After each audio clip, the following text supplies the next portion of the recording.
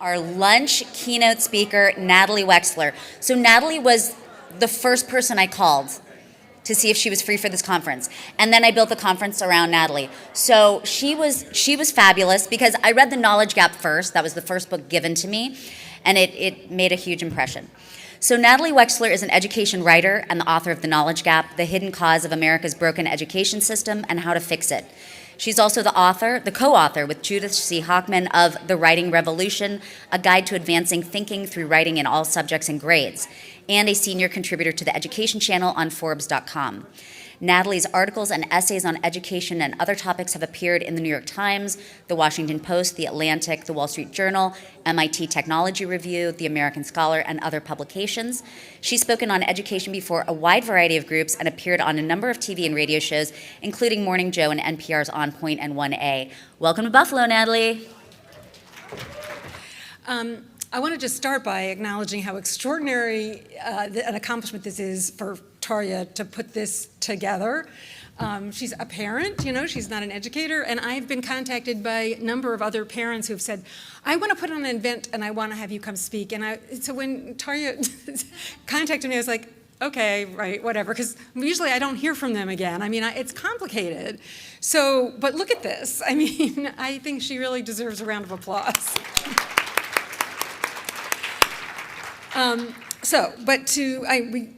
We are running late. I'm going to try not to go over my allotted time, but I got a lot to say, so have to cut me some slack. And what I'm about to say is going to be somewhat different from what you've been hearing, important as all of that has been, and what you may hear this afternoon, in part at least. So before I get to the knowledge gap and what that is and how to narrow it, I want to start out by talking about the science of reading, which Maria was talking about. That has become a catchphrase, and that's the title of this conference. And we have been hearing a lot about it, like in the media, over the last couple of years especially. So Education Week back in 2019 did this piece, How Do Kids Learn to Read, What the Science Says, and Time magazine had this cover story inside the massive effort to change the way kids are taught to read. And then the New York Times has really been all over this story about the science of reading.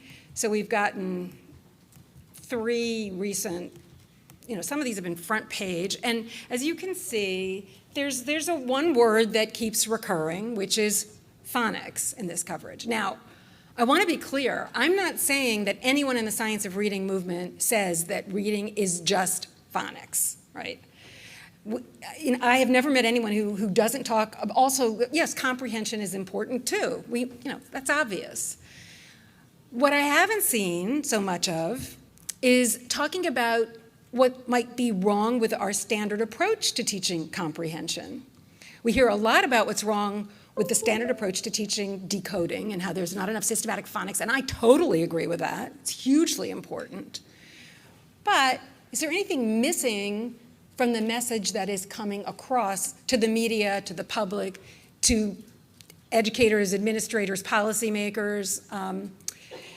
Yeah, I would argue there is. So, but let's talk for a moment about Emily Hanford's documentaries, which if there's anybody in this room who hasn't listened to them, as soon as you leave this building, you must go listen to them. They are amazing. And she's in the middle of a new series that is totally riveting. Emily deserves enormous credit, and she's largely responsible for all those news stories that I just showed you and this renewed attention to the problems with the way we approach teaching kids how to read words. But again, and I've listened to all of Emily's wonderful podcasts, some of them more than once. I've read the transcripts. They are fantastic as far as they go. But even the one about comprehension, which is that what the words say one, it doesn't talk about the standard approach to teaching reading comprehension, and it doesn't suggest that there might be any problems with that. And if we don't suggest that there are problems with something, guess what? The news media doesn't cover it, because I've been a reporter. You don't cover something that's not a problem, really, right? So, but let's look at what the science of reading has been saying about comprehension. So there are these So is there anything missing from all of these? It's not just Emily, all of this coverage of the science of reading. So science of reading infographics, which you're probably familiar with, of course, they mention comprehension. So this is the oldest of them, the simple view of reading. There we go, language comprehension. It's mentioned, it's right there. Another one you've probably seen, this is based on the National Reading Panel report from 2000, the 5 pillars of literacy. We got comprehension, it's right there. And you may be familiar with the reading rope, Scarborough's rope, which is certainly the most complex. And the value of an infographic is its simplicity. But that's also the risk of an infographic, because if you simplify things, then people bring their own interpretations to what they mean. And if they're working in a certain context, those may be misinterpretations. But this one is definitely the most complete, and we've got word recognition as one set of strands, and language comprehension as an even larger set of strands. But in the current context, even this rather complex infographic could be misinterpreted. So is there anything still missing, even from those infographics? We'll come back to that. So just keep that in the back of your mind, whether there's something missing that we need to start talking about if we want all children to reach their full potential and become truly literate. But let's start with just a description, which you may all be very familiar with, but just so we know what we're talking about. What is the standard approach to teaching reading comprehension? Well, there are 2 parts, I would say, basically. And the first part is, it's taught as a set of skills and strategies. There are a whole bunch of them out there, but this is just one list I found online. Things like finding the main idea, making inferences, determining author's purpose, etc. And the teacher there might be a skill of the week, which the teacher will model using a text chosen not for its content, but for how well it lends itself to demonstrating how to compare and contrast or whatever. And then the other part of this approach is that kids go off to practice the skill or strategy on a book or a text that has been determined to be at their individual reading level, which could be well below their grade level. They will be directed to a basket of books, again, not categorized according to topic or their content, but according to things like sentence length and word length. And so if you're a level E, you go to the level E basket and you choose any book you want as long as it's at level E. And the theory behind this approach is that if kids get really good at finding the main idea, they'll be able to apply that skill to glean knowledge, find the main idea from any text that's put in front of them, whether it's a text on an end of the year reading test or a textbook down the road in high school. If you're good at finding the main idea, you can find the main idea of pretty much anything. So let's briefly test that out. Just going to show you a paragraph from a newspaper, and I'm going to ask you to find the main idea. And I'm sure you're all expert readers, so shouldn't be a challenge, right? Okay, here goes. Much depended on the 2 overnight batsmen, but this duo perished either side of lunch, the latter a little unfortunate to be adjudged leg before, and with Andrew Symonds too being shown the dreaded finger off an inside edge, the inevitable beckoned barred the pyrotechnics of Michael Clarke and the 9th wicket. Volunteers? That last word is a clue to what this paragraph is all about, because I neglected to mention this is taken from a British newspaper. It's about a cricket match, and if you are a cricket fan, you probably have no trouble understanding what this paragraph is trying to tell you, but if, like me, you don't know anything about cricket, what is this talking about? I spent an hour once Googling all the cricket terms in this paragraph, and I still didn't know what it was trying to tell me. So this is something that cognitive scientists, psychologists who studied reading comprehension have known about for a long time now. So back in the late 1980s, you may have heard about this study, the baseball study. A couple of researchers wanted to know what is more important in reading comprehension. Is it general skill, like finding the main idea, ability, Or is it how much you know about the topic you're reading about? And you may not be surprised to find out what the results were. We heard the story about reading about gymnastics. They found out that what really mattered was how much the kid knew about baseball. So they took like 60, 7th and 8th graders, they divided them into 4 groups, and they chose baseball because there are a lot of, not so great readers out there, kids who do know a lot about baseball.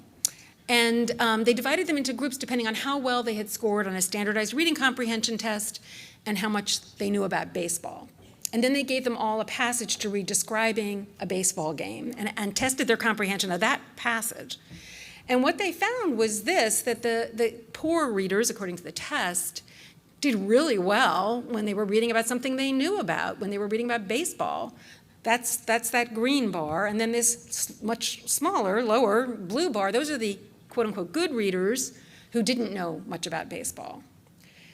So this is not just one study. This has been done in numerous other contexts, and always we've found the same results. And what these studies tell us is, first of all, comprehension skills are not skills like riding a bike or playing tennis or actually decoding words.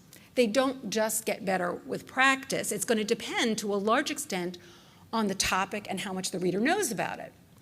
And secondly, these studies tell us that there's really no such thing as a fixed reading level. I mean, these are approximations.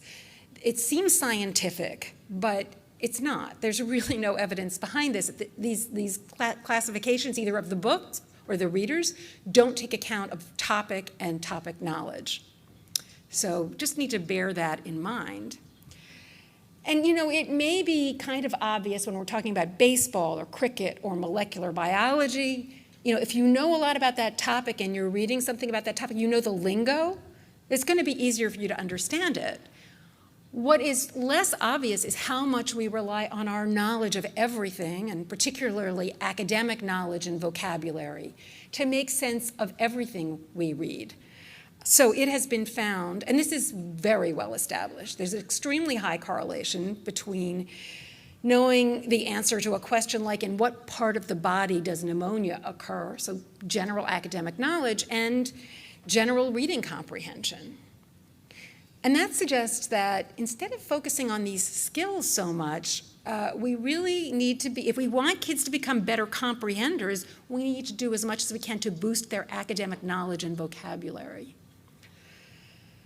So to just illustrate that, I'm going to show you another paragraph from a newspaper, and this time it will not be about cricket. It's from the New York Times.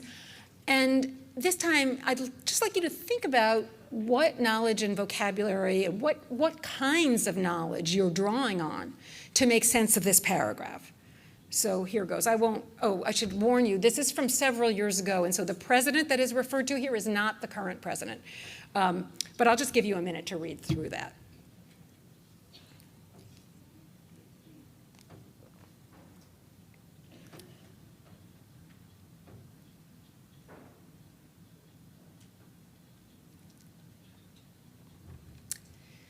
So, as I said, I think there are several layers of knowledge here that you're probably drawing on to make sense of this. And one would be knowledge of the topic. And what topic do you think is there's some knowledge being assumed here of that topic? Any guesses? The law, American legal system. Yeah. I mean, you don't need deep knowledge, but you need to know what an appeal is, what the Supreme Court is, what a federal appeals court is, what a grand jury is, what a subpoena is, what a district attorney is. And this is not written for people who've been to law school. This, as I mentioned, was in the New York Times. It's written for general readers, and there's just an assumption that people will have at least some familiarity with those terms.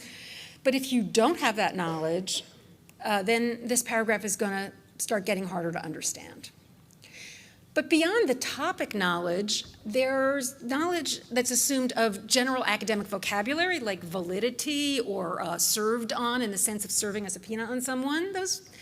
Not everybody knows those terms.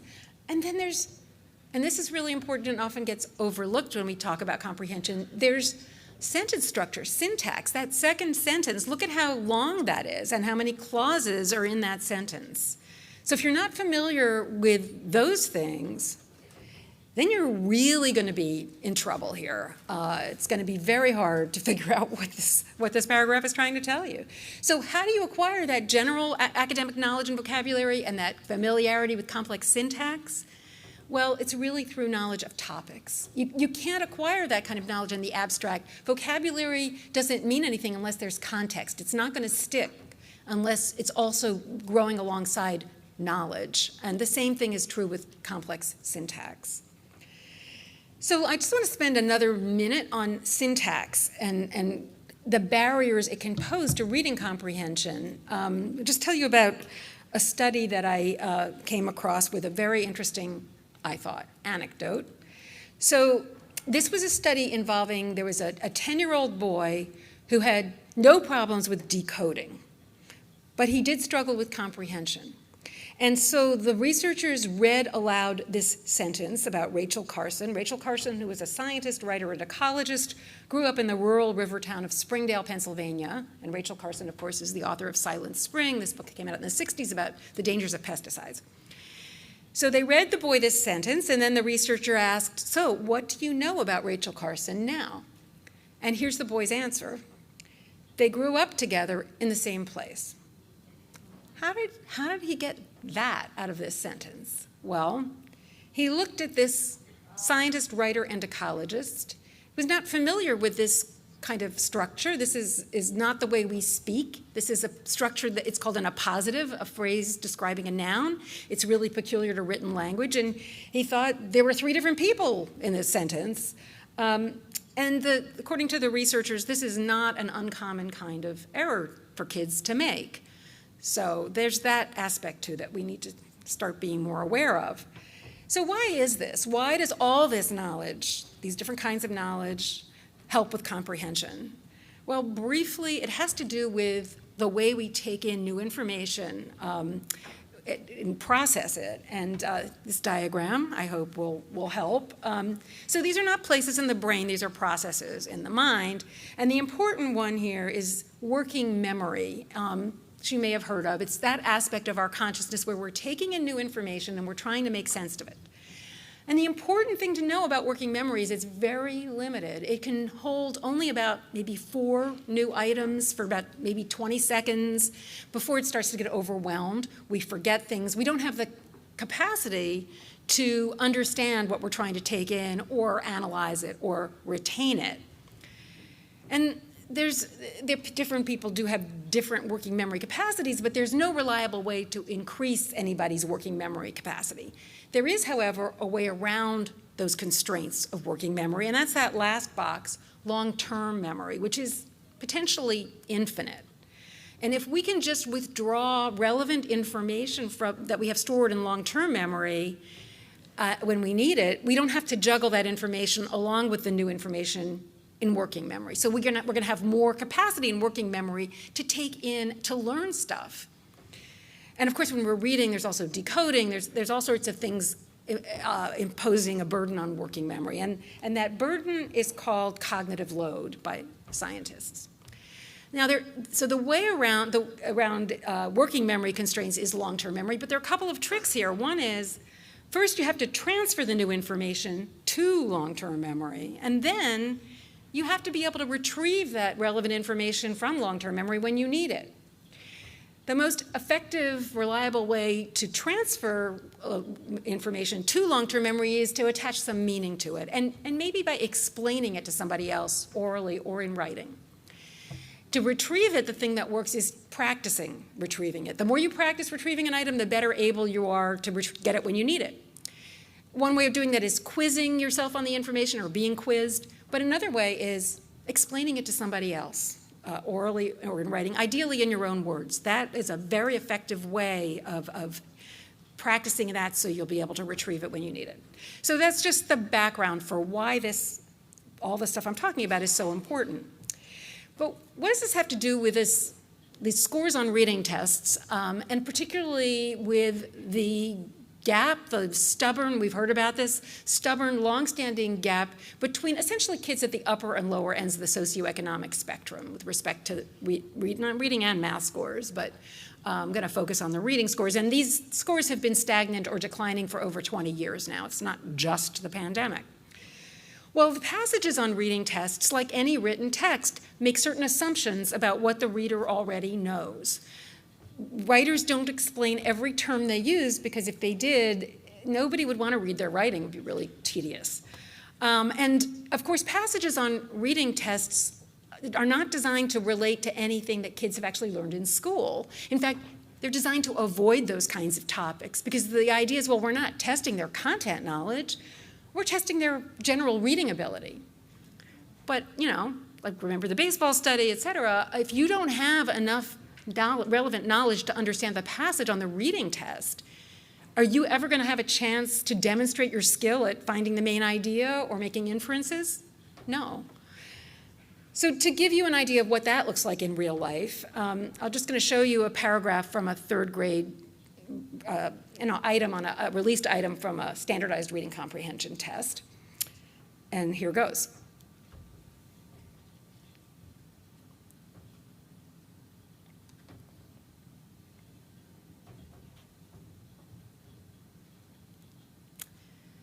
So to us as educated adults, this paragraph might look pretty straightforward, but there are a number of words and phrases here that a lot of third graders will not know.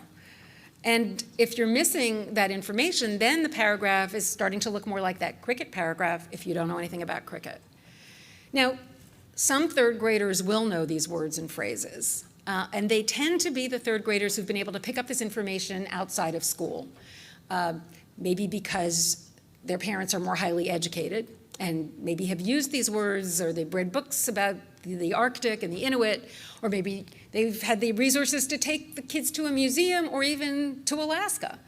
But the other kids, unless they happen to live in Alaska, they rely on school for this kind of information. And unfortunately, in our current system, those kids are the least likely to get this kind of information at school. So why is that? Well, a little quick quiz on the elementary curriculum. So I'm going to show you some statistics from a survey of almost 7,000 elementary students across the country, looking at how much time is spent on various subjects in the elementary school day.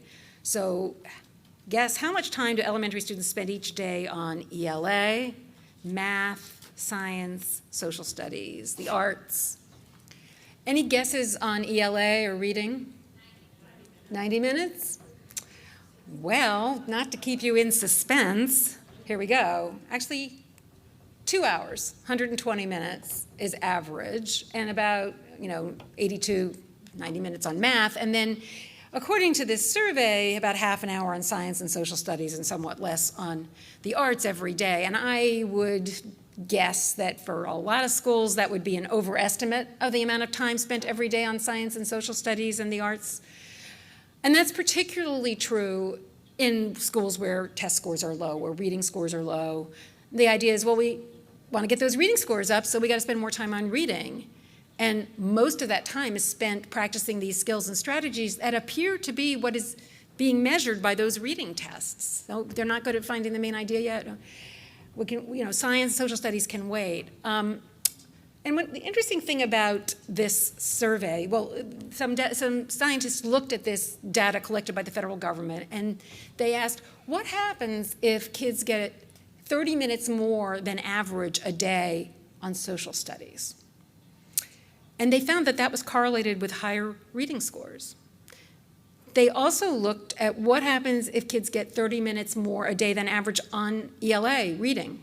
And they found that was not correlated with higher reading scores. And social studies is like the first thing to go, and sometimes it's pretty superficial in elementary school. Now this study can't tell us why, but I would guess that it had something to do with maybe what they were getting in social studies was giving them the vocabulary and knowledge they needed to understand the passages on the reading tests. So this approach to teaching reading, it has a negative impact even on good readers, because it can be very boring to spend day after day trying to find the main idea from random texts. But it does have the worst negative impact on certain groups of kids, and one will be the kids who struggle with decoding. They may have fine background knowledge and vocabulary, But in our leveled reading system, they're going to be limited to those simpler books that they can decode themselves. And there's no reason to do that. They are certainly capable of acquiring even more knowledge and vocabulary, which would enable them to read more sophisticated text when their decoding skills catch up to their background knowledge and vocabulary. But then they're the kids who maybe they can decode fine, but they're lacking the academic vocabulary that would enable them to read more complex text. And they, too, in our system, are relegated to simpler text where they're not going to get the academic vocabulary they need because it's not there. And then, of course, there are a lot of kids who fall into both of these categories, and they are disproportionately at the lower end of the socioeconomic spectrum. So another thing about knowledge that I want to point out, because it explains in large part why things seem to get worse at upper grade levels. And so having prior relevant knowledge doesn't just help you with comprehension. It also helps you to retain and understand and retain new information.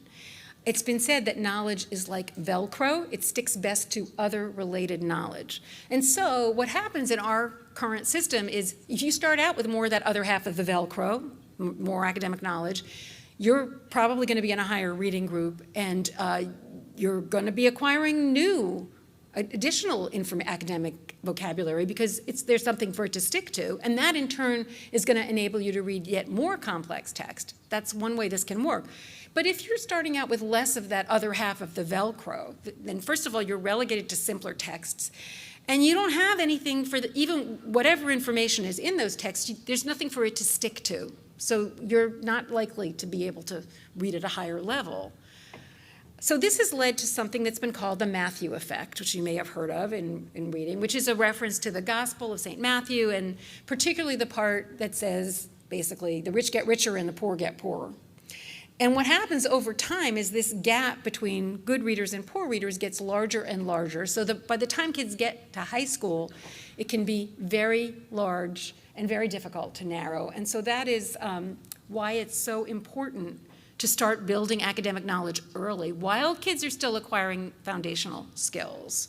And it doesn't have to be through their own reading. I'll talk about that more in a minute. This should be done through read-alouds and discussion of complex text in the first instance. But the problem here is, one problem is it can look like the skills and strategies approach to comprehension is working at lower grade levels. It can look like kids are getting better at finding the main idea, but then when they get to upper grade, they hit a wall. Why is that? Because the texts we're asking them to read in the lower elementary grades don't assume that much knowledge and vocabulary. But when they hit texts that in ninth grade, suddenly, yeah, they're supposed to know all this stuff. If they don't have that background knowledge, they're not going to be able to understand those texts. So we need to be thinking, starting in kindergarten, about what kids are going to need 10 years from now, not just what do they need to understand the books they can decode now or even next year. So there's a related gap to that gap between the good readers and the poor readers, and that's the gap between what we assume kids know when they get to high school and what many of them actually do know, because this narrow focus on reading and math can continue through middle school, especially where scores are low. And that means kids can get to high school without ever having had systematic exposure to history, geography, science, and yet we give them a textbook like this, and we expect them to read and understand it. They may not know, and I have met kids like this, I've talked to teachers who have taught high school kids like this, they may not know the difference between a city and a state, or a country and a continent. They may not be able to find the United States on a map of the world or their hometown on a map of the United States, and they may not know really anything about history or even have a sense of historical chronology, what the past really is. It's not because they can't learn those things. It's because no one has taught them those things in a way that will stick.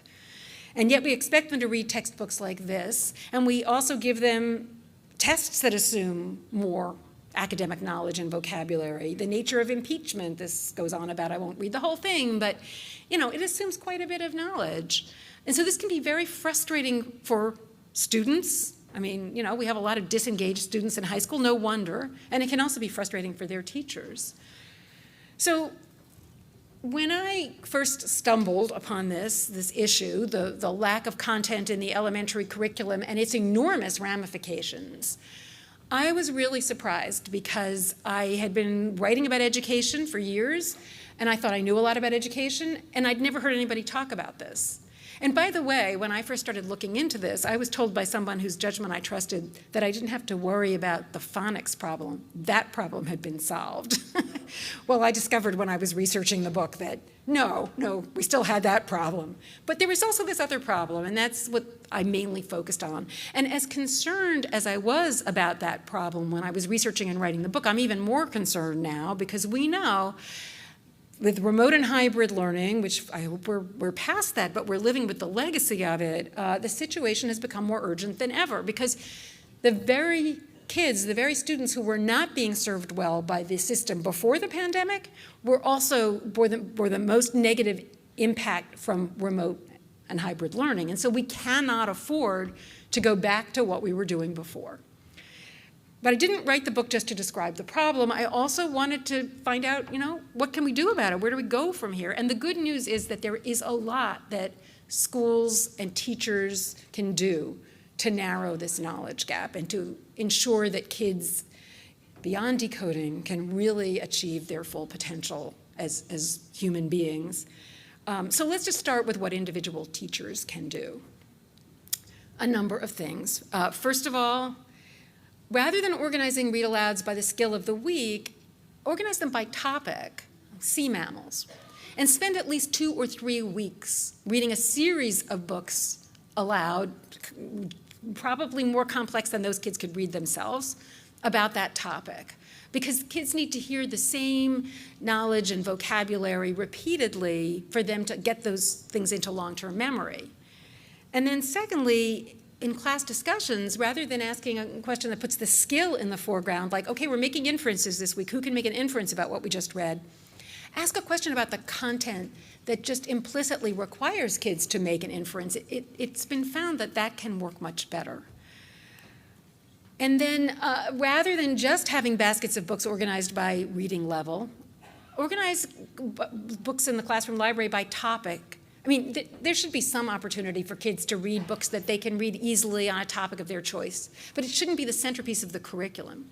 And especially if you've just spent 2 or 3 weeks reading aloud about and talking about sea mammals, put out a basket of books about sea mammals at different levels of difficulty, and you may remember the baseball study, you may be surprised at what level kids can read at once they know something about the topic. And just generally be skeptical about reading levels. Remember, they're not really scientific. And then spend lots of time on meaty social studies and science topics. Literature definitely has a place, fiction has a place in the elementary classroom, but it's those science and social studies topics that may have the most potential to build kids the kind of academic knowledge and vocabulary kids need to understand more complex text. It doesn't have to be dry informational text. It can be narratives, it can be biographies, historical fiction, and history. There was a reference earlier to people, maybe some schools not wanting to do read-alouds that are in some of these knowledge-building curricula because they're considered developmentally inappropriate, and that is true of a lot of educators feel that history is a developmentally inappropriate topic below maybe 4th or 5th grade, and I'm here to tell you, kids can get fascinated by history. Kids love stories, and history can be presented as a series of stories. But there's going to be a limit to what any individual teacher can do to build knowledge and narrow this gap, because building knowledge is a gradual, cumulative process that extends across grade levels, not just across one school year. And teachers don't have control over what happens the year before, the year after. So somebody at a higher level will need to step in. And so what can administrators and policymakers do? They're crucial in this effort. And the first and crucial step is to adopt a content-focused elementary literacy curriculum that goes deeply into topics in social studies, science, the arts. This is something that it will take that burden off of teachers. They can devote their efforts to how best to deliver that curriculum. And it'll also ensure that, or we hope, ensure that kids will have the background knowledge. If they're going to learn about the Civil War, they'll know about what happened before the Civil War. So it'll be logically and coherently structured. Now, there are now, I would say, half a dozen curricula that do this, do a pretty good job of this. No curriculum is perfect. They all cover different bodies of knowledge in different ways, so there are choices out there. But they all have at least a couple of things in common. And one is that they're organized by topic rather than skill, and they spend at least 2 or 3 weeks, sometimes much more, on a topic. And they also, the second thing they have in common is they give all kids in the class access in some way to complex text, and that may be through read-alouds and discussion if they're not yet able to decode that text themselves. So to go back to this concept of cognitive load, working memory, I'd just like to talk for a minute about how this kind of curriculum can actually modulate the heavy cognitive load imposed by reading and writing and enable kids to read and write at a higher level than they do in our current system. And the first thing to understand is that literacy is not just reading. There are at least 4 components: listening, speaking, reading, and not to be forgotten, writing, which I'm going to talk about in a few minutes. But so these are all aspects of literacy, but there's an important difference between them. Listening and speaking are easier. We don't have to teach kids how to do those things, and those things impose much less of a cognitive load than reading and writing. And that's why before kids are fluent readers, the most efficient way to build knowledge is through reading complex text aloud and having kids talk about it. And complex text is important partly for that syntax issue. I mean, it's partly for the concepts and the vocabulary, but also to familiarize kids with that complex syntax of written language that they may not be getting from just talking. If they are hearing it, then that's going to help. And then speaking about it is going to help lodge the information in long-term memory because maybe you're explaining it, you're processing it. Once you have that information and vocabulary in long-term memory, then that can really fuel your ability to read and write about those topics. Because you're not also juggling the new information along with the decoding and everything else. You've got that information, and so you can devote more capacity, more cognitive capacity to reading, to taking in new information through reading, and to writing, which is even harder than reading. And you really can't write about a topic you don't know anything about. Just try it. So an effective curriculum is first of all going to focus on content and spend at least 2 or 3 weeks on a topic. Secondly, give all students access to the same complex text. And not all of these curricula build that in past 2nd grade, the reading aloud. But I would say if you're using one of these curricula and your kids are struggling to read the text on their own, try reading it aloud first and talking about it. And lastly, engage students in listening, speaking, reading, and writing about the same topic. That's not what we currently do, right? They may be listening to a book about sea mammals, but they go off and read a book maybe about the solar system, which they may know nothing about, and then there might be a separate writing curriculum that gives them 3 paragraphs about insects, and then they're supposed to write a paragraph about their favorite insect, but they don't know anything beyond what they've just read about insects. So an effective curriculum is going to tie all those things together and harness the power of that listening and speaking to fuel reading and writing. So where are you going to find these knowledge building curricula? I would recommend going to the website of the Knowledge Matters campaign, which goes deeply into 6 different curricula that they have determined do a pretty good job of doing all these things I've just been talking about. So, and there are other resources on that. There's a wealth of resources on that website, so I would really recommend checking it out. But let's now take a quick look back at those infographics I showed you earlier and just see if there's anything missing. So let's start with this one. Not my favorite. I mean, the National Reading Panel did a great job reviewing the evidence for phonics instruction. But when it came to comprehension, all they looked at was studies of teaching comprehension strategies. So there is evidence out there that if you teach comprehension strategies, it can boost standardized reading test scores. But I just want to briefly say that that evidence does not support what is currently going on in almost all of our classrooms. First of all, those studies lasted on average 6 weeks. And it's been determined that after about 2 weeks of that kind of instruction, you really didn't get much more bang for the buck.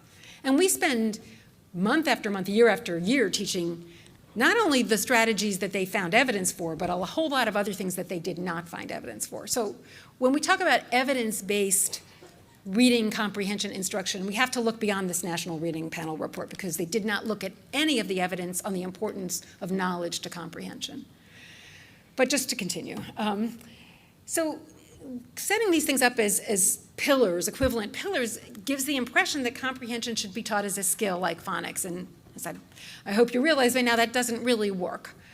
And secondly, as I mentioned, the whole report never talks about the role of background knowledge and comprehension. So this can really lead to misunderstandings. The simple view of reading says language comprehension. This particular version says the ability to understand spoken language. Sometimes it doesn't say that, but I think people often think, well, if kids can have a conversation, if we have dialogue, then then we're building the language comprehension they need for reading comprehension. But that's not going to be enough. Why? Because written language is almost always more complex than spoken language. And so it's not just about the ability to understand spoken language, it's the ability to understand written language, that syntax, that vocabulary. And then, so I'd say this, again, the rope does the best job of teasing out the different components of language comprehension, but it's also, in the current context, it's also open to misinterpretation. So it mentions, for one thing, background knowledge and vocabulary as two separate strands, but they're not really separate because yes, it's important to teach specific vocabulary words and highlight those, but if you aren't introducing them in some meaningful context and repeating them as you're building knowledge of that context, they're not going to stick. So that's one possible problem. Another is that, teachers know background knowledge is important. They may have heard that one of the reading comprehension strategies is to activate background knowledge. But that won't work if kids don't have relevant knowledge to be activated. So that's a problem right there. But they may also know, well, if my kids are about to read a text and there's a bunch of words there that they don't know, I can provide that background knowledge. I'll define those terms for them before they read. Well, that can get them through that text, but without repetition, without more context, that information is unlikely to stick in long-term memory. So I think we need to unpack this a bit more. And then it does mention syntax, but it doesn't say anything about writing, right? So I'm going to just spend a few minutes talking about how writing can be a very powerful way of doing a number of things, including enabling kids to understand complex syntax when they read it. So before I do that, though, I'd just like to quickly tell you about a couple of classrooms I followed when I was researching my book through a school year. I wanted to find one classroom that was using the standard skills-focused approach to comprehension and one that was using a knowledge-building curriculum. There was really only one out there at the time, Core Knowledge Language Arts. And these classrooms were not identical. One was first grade, one was second grade. No two classrooms are identical, but they were pretty similar. All of the kids in both classrooms were from low-income families. They were all children of color, and the teachers in both of these classrooms were hardworking, dedicated, good teachers. But the atmosphere, what was going on in these classrooms was like two different planets. And the reason for that was what was being taught. That was the basic reason, the curriculum. So I don't have video to show you, but I do have pictures of anchor charts, posters that were on the classroom walls and windows. And this is a typical one from the skills-focused, and when I say skills here, I'm talking about comprehension skills. The skills-focused classroom, all of these charts were on skills. And the kids, these were first graders, it was very hard for the teacher to get a discussion going because these 6-year-olds, they just didn't have much to say about sequence of events or the difference between a caption and a subtitle. They were not very engaged in what she was trying to teach. This is a typical anchor chart or poster from the other classroom, which was a second grade classroom. This is from a unit on Greek myths, and this is about the myth of Daedalus and Icarus. And the kids in this classroom were having amazing, thoughtful discussions beyond what you would expect of any group of second graders.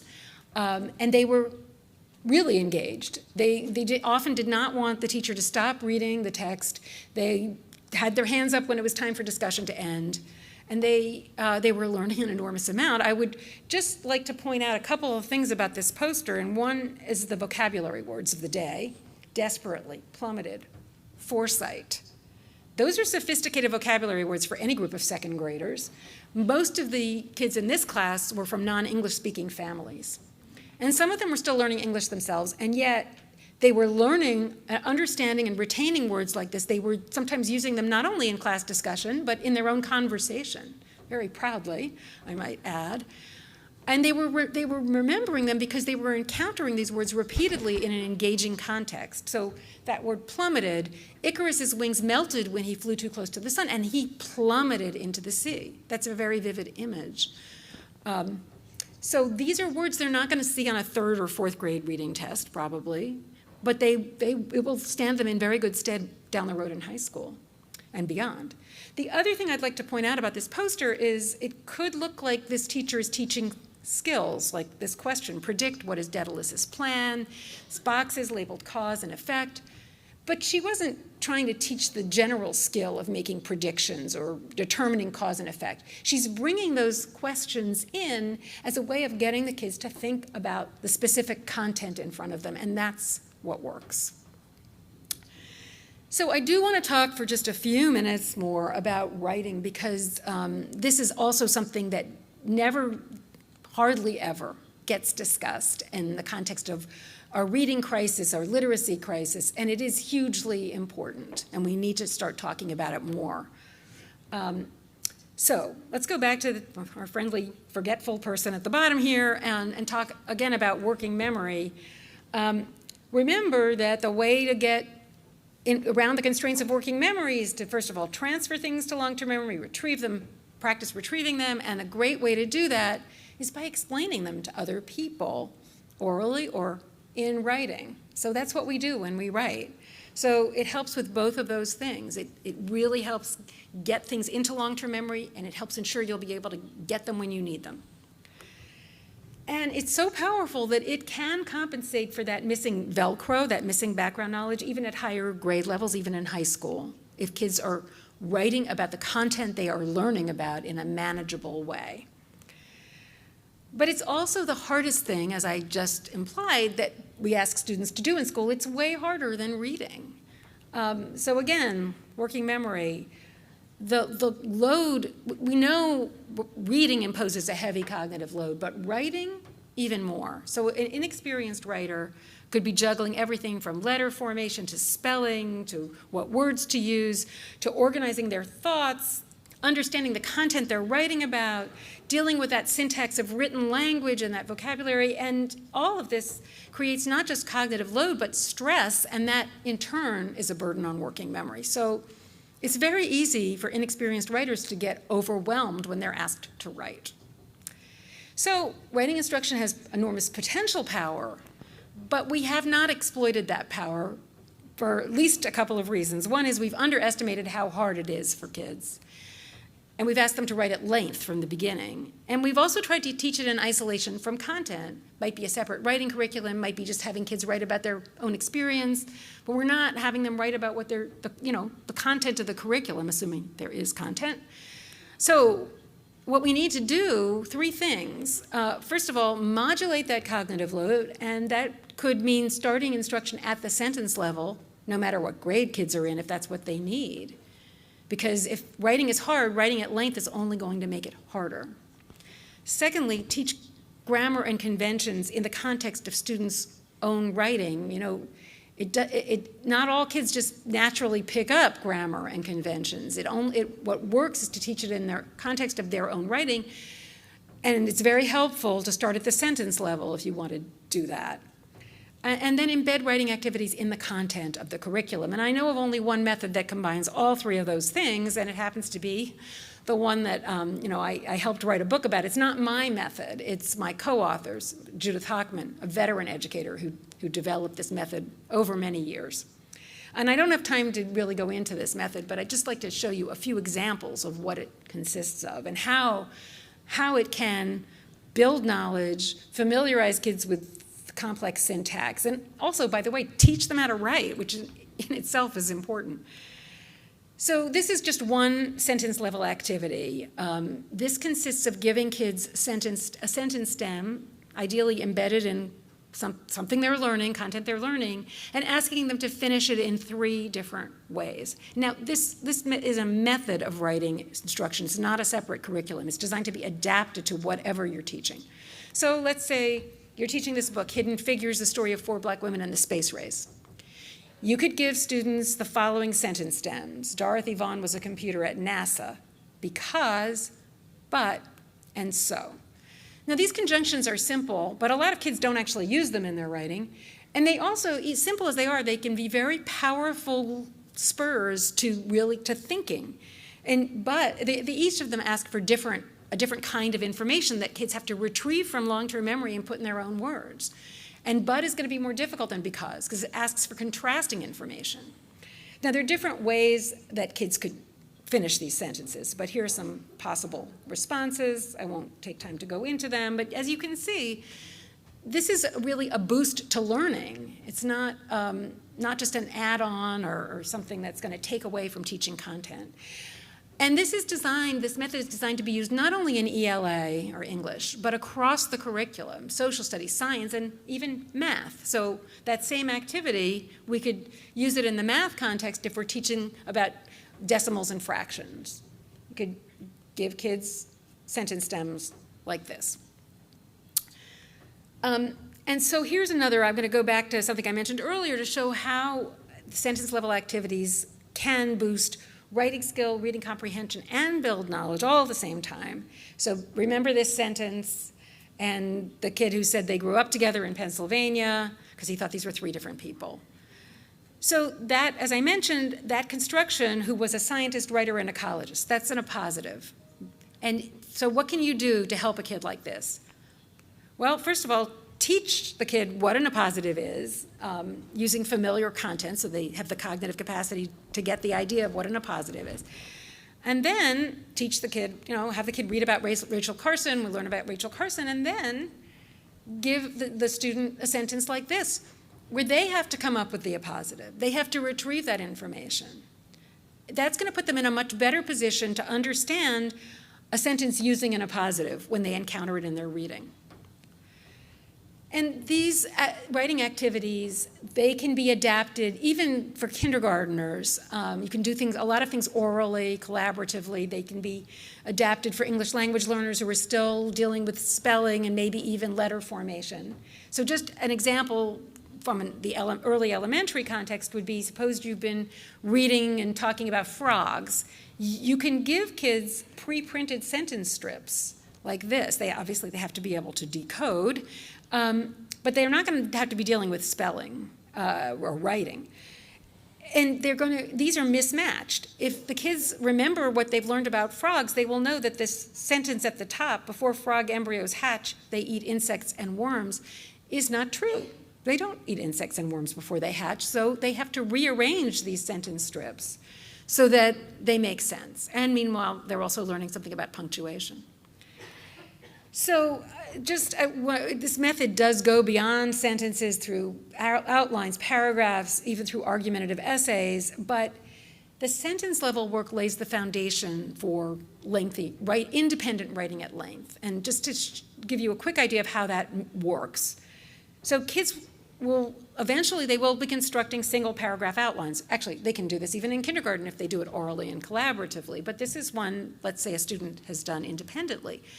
But they will have learned each of these steps involved in constructing this outline. So they will have learned, this is a topic sentence with an appositive. They will have learned how to use an appositive, and also that it's a great way to construct a topic sentence. They will have learned how to come up with details that relate to that topic sentence, and how to use abbreviations and symbols to write notes for their body sentences, and then they'll have learned to use a subordinating conjunction as one way of constructing a concluding sentence, this word although. And once you've got a paragraph outline like that, it's a fairly simple matter to draft a paragraph, to write a paragraph. You just transfer your topic and concluding sentences, and then you bring in those sentence level skills to turn your notes into sentences.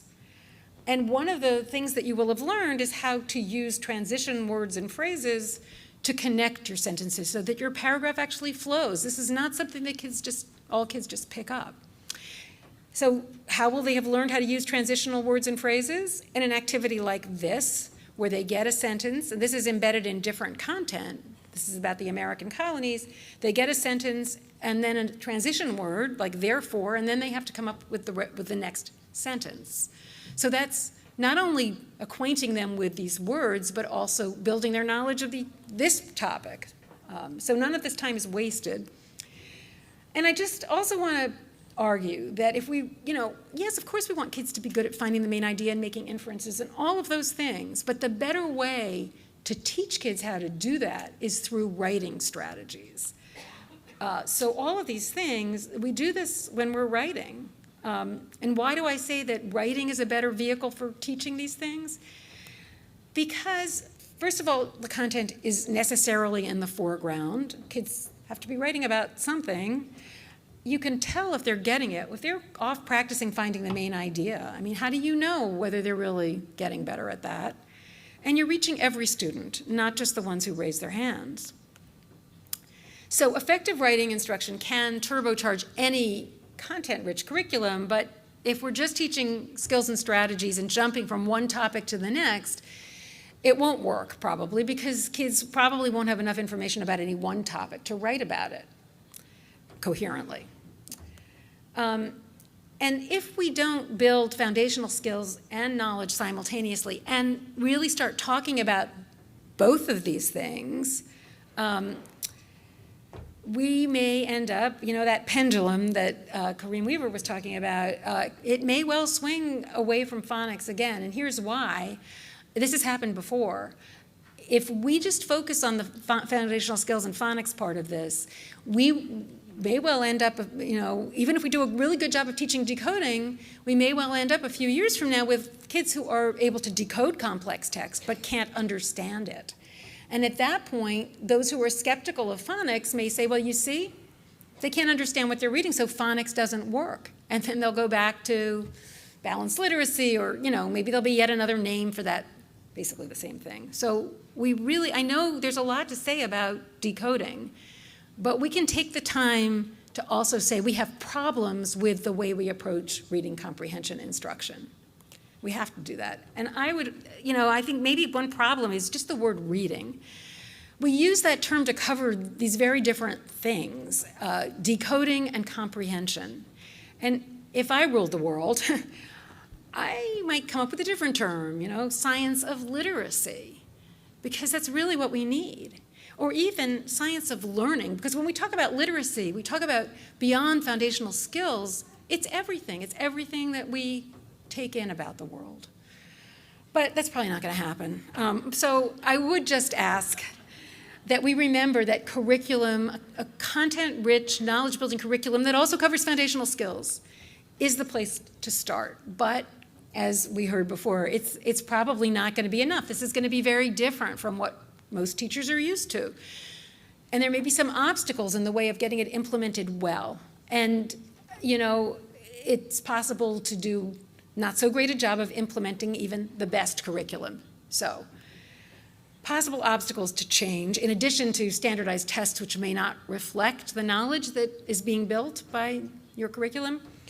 I'd say there are three categories of possible obstacles to change, and one is intellectual obstacles of the head, because everything I've been talking about is probably unfamiliar to many teachers. This is not something they've learned about in their training or their on-the-job PD, and they may have learned it's not important to focus on getting kids to remember factual information, better to focus on skills. So it's natural to be skeptical of something that contradicts everything you've ever heard, right? And then there are obstacles of the heart, emotional obstacles, because if you've been teaching in a certain way for years in good faith, in the belief that you are helping kids, and somebody comes along and says, no, not really, that's a very painful message to take in, and all of us as human beings raise barriers to taking in that kind of information. And then lastly, even if you want to change what you're doing, there are obstacles of habit, behavioral obstacles, because teaching is so complex that it's hard to remember to do things differently in the moment. But none of these obstacles are insurmountable, and teachers across the country and in New York State are overcoming these obstacles as we speak. But it probably will take some support, maybe PD, professional development, but not that seventh day professional development, not professional development as we've known it, so not a one-day workshop on how to foster, critical thinking in general. That has been found not to work, but other things have been found to work. So one thing is not just critical thinking in general, but how do you get your kids to think critically about what you're teaching them, about the myth of Daedalus and Icarus, or whatever it is, so rooted in the specific content of the curriculum. And secondly, not just a one-day workshop or a half-day workshop or something like this, as great as it is, but something ongoing and maybe cyclical, coaching and teachers talking about what they're doing, and also crucially, professional development that enables teachers to understand why it's important to change, not just that they need to change, because they get a lot of different initiatives thrown at them, and they're not always, it's not always explained why it's important, and maybe sometimes you can't explain why it's important because it's probably not, but this kind of change is. So I just want to end on a positive note here. Things are beginning to change, and not just in classrooms in districts across the country, but also even in the media. So this is a very recent story I happened to see in the Louisville Courier-Journal. Why Kentucky's reading crisis can't be solved by phonics alone. We need more of these stories, and actually since I made this slide, there's been at least one more of these stories, so I'm very encouraged by that. And here's just a quote from that story. I think this is pretty powerful. That for a long time they felt that their students, this was a rural, very poor area in Appalachia, they thought their kids couldn't handle sophisticated content. But guess what they discovered? They like being challenged. It's their favorite part of the day. And I've heard this over and over again from teachers who have switched to this different kind of curriculum. And I'd just really like to end with a story that to me illustrates the power of knowledge-building curriculum to change teachers' expectations. I think teachers want to have high expectations, and I've met teachers who do, definitely, but they haven't been given the materials that enable their students to reach those high expectations. So this is a story I heard when I was researching the book. I was in Reno, Nevada. There was a second grade teacher whose school had just switched to, core knowledge language arts was the only one there at the time, only one knowledge building curriculum available at the time. And this second grade teacher was giving one of her kids a test to determine his individual reading level. And this was a little boy who was just struggling like crazy with reading. And the teacher saw that in the testing kit, there was a text on the topic of westward expansion. That's why this picture is here. And that happened to be the topic that class had just spent 2 or 3 weeks learning about, reading aloud about, talking about. But the text in the kit was on a 4th grade reading level, and this was a struggling 2nd grade reader. But just out of curiosity, the teacher handed the text to the boy to see what he could do. And to her surprise, he read it with 98% accuracy and 100% comprehension. It meant it was too easy for him under the leveled reading formula. And I think that experience changed the teacher's concept of who that little boy was and what he was capable of doing. And it probably changed that little boy's concept of who he was as well. And this is one reason I feel so much urgency about this topic. We are making untold numbers of children feel like they are failures, when in fact it is the system that has failed them. So I won't read all of this, but this is to sum up all of this that I've been saying. And if you have questions, feel free to contact me through my website, follow me on Twitter. I have a newsletter, a free newsletter on Substack called Minding the Gap. And thank you very much.